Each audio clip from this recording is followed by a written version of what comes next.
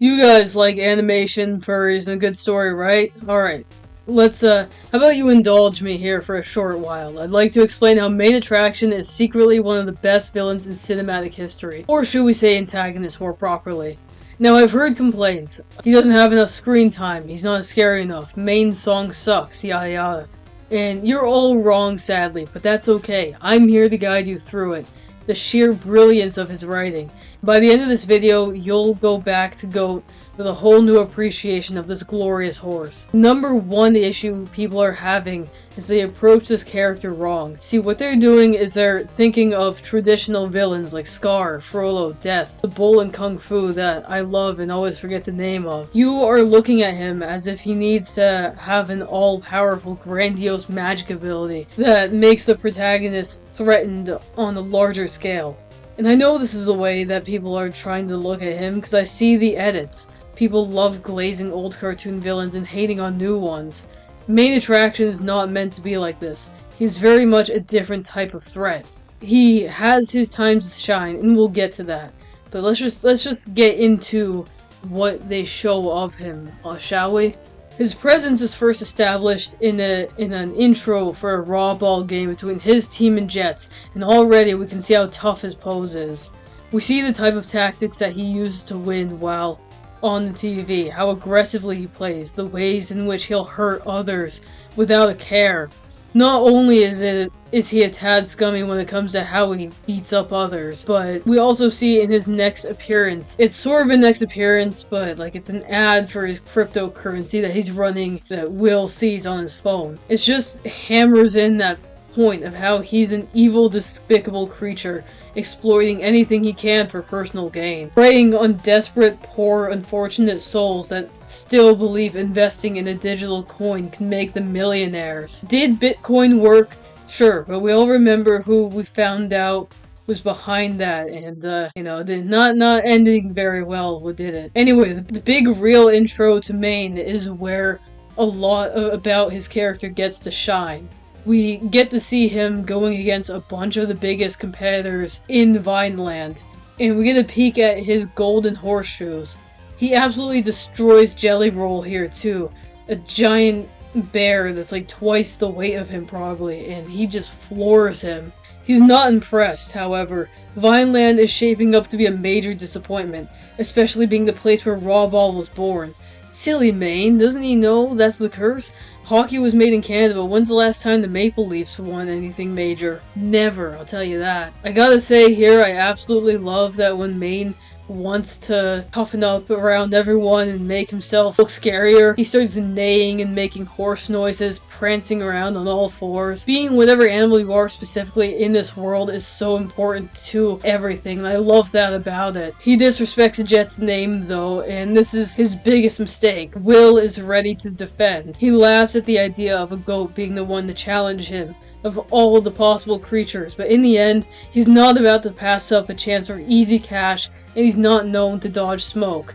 His pride will get the better of him, as Will manages to get an easy first shot. And now you could say this was Maine being caught off guard, but honestly, at heart, I believe this was intentional. He acted all mad outside, but Maine here just wanted Will to feel better about himself. I only jest, I know that wasn't actually what happened. Anyway, Maine is thrown for a loop again when he gets tripped up on the rock and freezes like a fool. Everyone mocking him fuels the rage building within. Losing to a goat, do you realize how absurd that is? He's gotta take his chains off, just like in all the animes when characters reveal their true strength after taking the weights off of their arms, which I'm pretty sure has been done in multiple animes, mainly Dragon Ball. But don't quote me on that, I'm not 100% sure, I've only seen a few. Once they're off though, he's locked in. No more playing around. He's gonna wreck that poor little man. Will tries to get past him to make a shot, but then bam, Maine catches it and it's pretty much game over from here on out. This is where I'd love to point out, Maine's hooves are designed to more heavily resemble claws and hooves, which I think is so brilliant. It accentuates that violent nature of his, a horse who's geared to be a predator more so than prey. Overall too, I just love the way he's designed, how he's like triple wheels height, and Zooey. Anyway, let's move on. He doesn't miss a single shot after that, and Will's absolutely P.O. pwned by him. If that's even a saying, I don't know if kids say that anymore.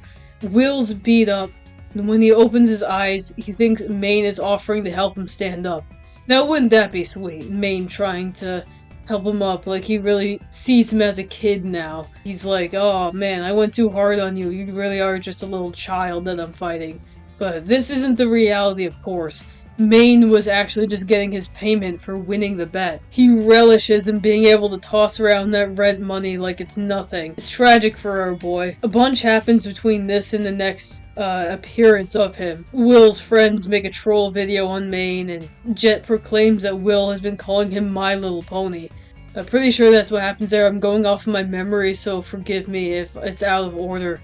Anyway, Maine isn't just gonna sit back and let them sour his name like that. He's gonna fight, and he gets Will back with a diss track, and it's absolutely incredible. And this is exactly what I've been wanting to talk about the whole time. Really quick before I indulge, I just gotta mention 4%, only 4% of you guys are subscribed. And if I see a lot of folks subscribe from this video, I'll make more on this sort of topic. I don't know, glazing characters that I think are underappreciated, movie villains, GOAT characters, whatever you want, I got it. You guys you subscribe from this video, just tell me what you want.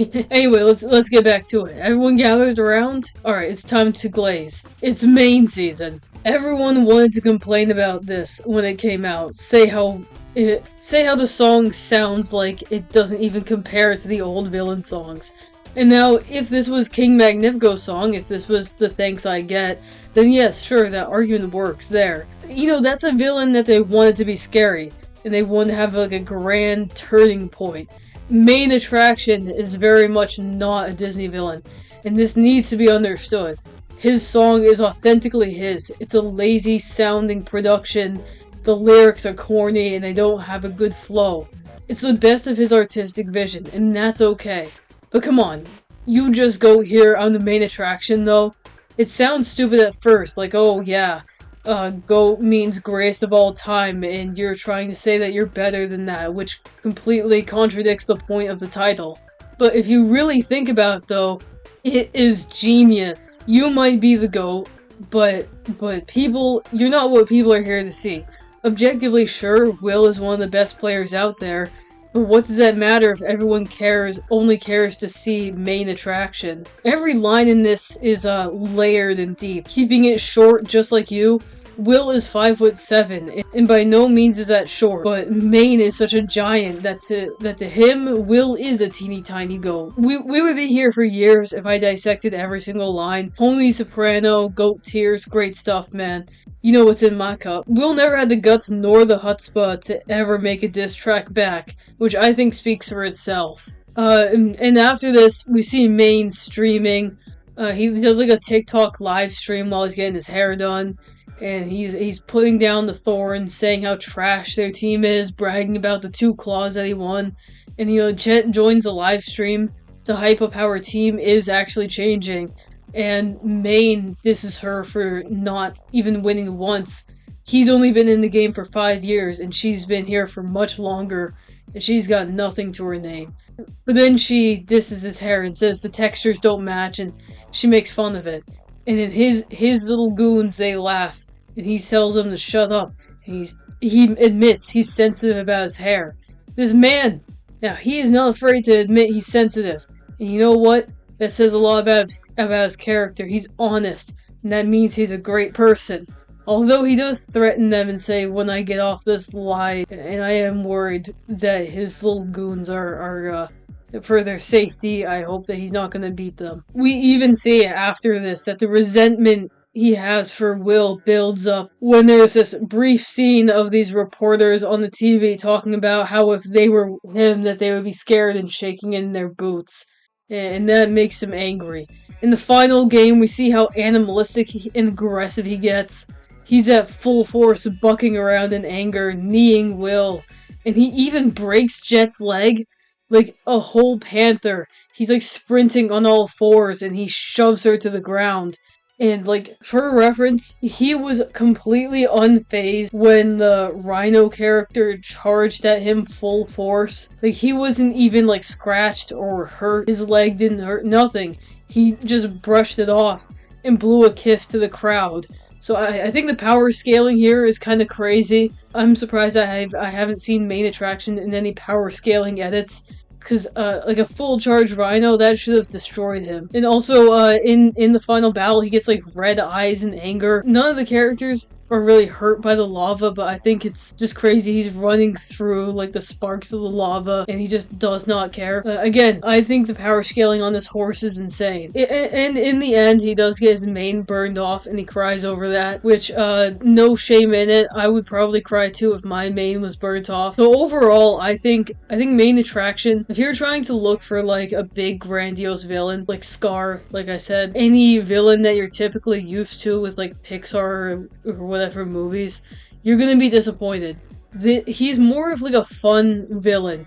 You have to look at him more as, like, he's just a guy, right? He's a guy that wants to play raw ball and he wants to win, and he's not gonna be, like, the most imposing threat. He does cryptocurrency, for God's sake, but I feel like that's the point. Like, he's not supposed to be, like, Will's struggle is more about being just accepted in general, and he has more of, like, a Will's arc matters a lot more with Jet and being accepted by his team than it does with impressing the villain or overpowering him, because that's just not the point of main attraction. I don't know how to describe it. I hope my words kind of came across here. My glazing maybe did something, but that overall is how I feel. Like, main attraction is just a fun antagonist that's there for the main character to beat once he's complete his arc, once he's... and like, the whole team. The Thorns. It was about the Thorns coming together, seeing their differences, and, like, overcoming their individual struggles. My question of the video, I want to know, who was your favorite character in the GOAT movie, and why do you like them the most? That's my short video, my sort of whatever rant about why main attraction is secretly a lot better of an antagonist than you guys are giving him credit for. Alright, anyway, thank you so much for listening. I love you guys, and I'll see you in the next video. Bye.